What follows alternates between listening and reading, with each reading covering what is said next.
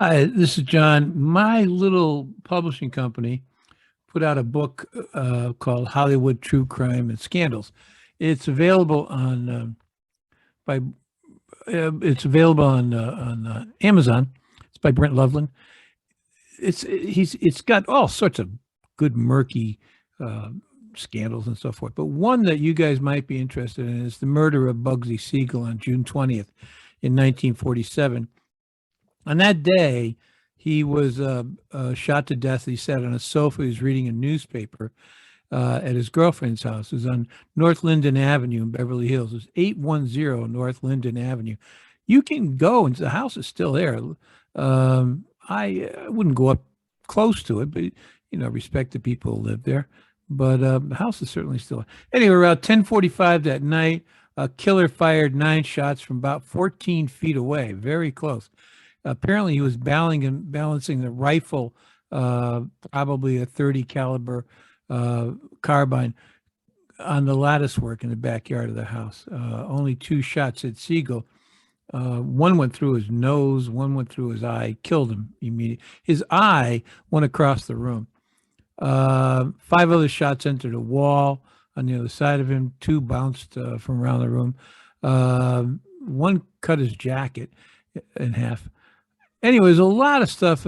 Common knowledge is that the mob killed him for stealing from the casino. That's silly. I mean, he's a mobster. They're mobsters. They're thieves, which is what the mafia is, a bunch of thieves. And he was a thief. Of course he was stealing. They knew that, and they were stealing from him. That's just dumb. There's another theory that he was involved with junk, and he didn't heroin and didn't pay up on time. Blah blah blah. I don't know, but one thing I'm fairly certain of is the mob didn't kill him because he was stealing from the casino he was building. Um, they would have handled it a lot of other ways. They would have told him to step down. They would have moved him along, put somebody in there, which is what eventually they did in all of their casinos. Put a guy in there to breathe down his neck. They put 2 people in Vegas in the late 40s, early 1950s. One was an inside guy, and he ran inside the casinos and got to places ship shape, fired the big dummies that had been hired, friends of gangsters and so forth, and ran it like a business. And outside was a so-called outside man. Maybe you saw the movie Casino about Spilaccio. There were several other enforcers, but Spilaccio was one of them. So would they put a bullet in his head for that? I don't know. Bear in mind, there was a lot happening at that time, too. People were starting to look more and more at what organized crime was doing. Kefauver hearings were around the corner. Murdering him, and he was all over the newspapers at the time, by the way. So, I don't know. I would have just brought down more heat. Anyway, let me tell you this. There's a guy who was very disturbed, mentally ill. His name was Bob McDonald. He was a war hero. He had been in the Army during World War II and did well for himself, but he was mentally disturbed. Uh, he was the son of a guy named Archie Moore, who was very, very wealthy. And Archie Moore was in business with Howard Hughes and natural gas holdings and that sort of thing.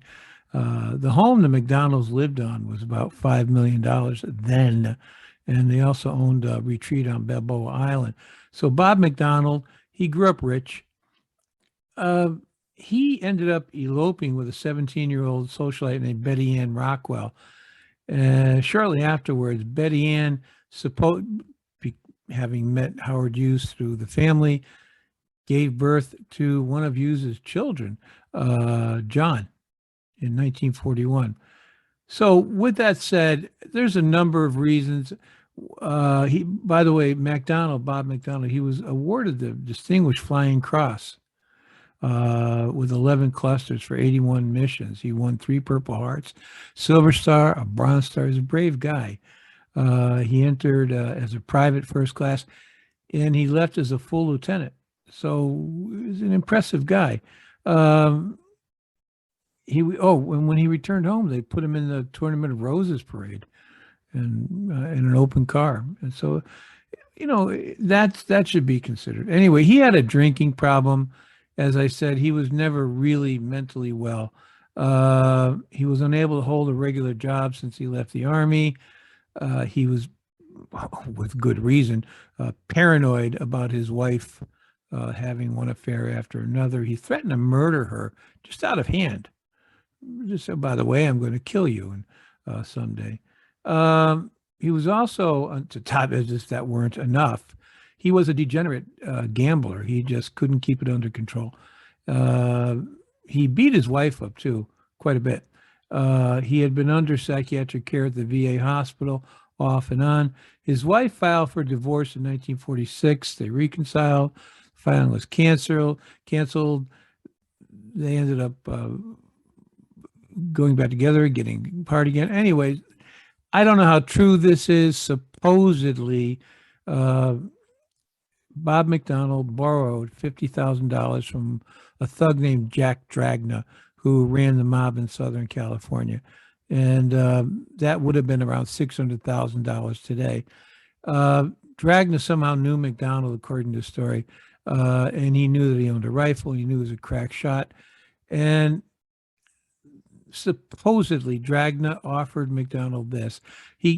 McDonald couldn't pay back the money. And he said, look, you kill Bugsy Siegel, all is forgiven. Anyway, in the cover of darkness, apparently, according to the story, McDonald walked across Los Angeles Country Club, which was in back of his home at 822 Warner Avenue. It was about 1/6 of a mile to the home where Bugsy Siegel was staying, and he fired the shots in and killed him.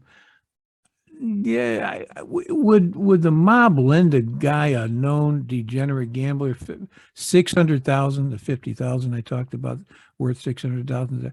Man, I don't know. These guys that run these gambling things, boy, they are tight, cheap. They don't want degenerates around more than anybody else, unless the degenerate can do something. He was a politician, can do something for them. So I don't know about that. I think what's more likely is Bob McDonald was just plain crazy.